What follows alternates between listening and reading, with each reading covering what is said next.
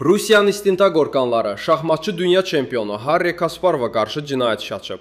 Lentaz yerli mediaya istinadən yazır ki, bu barədə Moskvanın Zamoskvoretski rayon məhkəməsinin materiallarında bildirilir.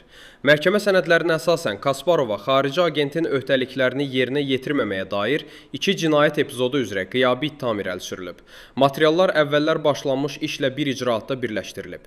Həmin sənədlərdən həmçinin məlum olur ki, bu icraat terror fəaliyyətinə açıq çağırışlar, terrorizmin açıq şəkildə əsaslandırılması və ya onun təbliği, o cümlədən kütləvi informasiya vasitələri, yaxud internetdən istifadə etməklə törədilməsi ilə bağlı işlə birləşdirilib.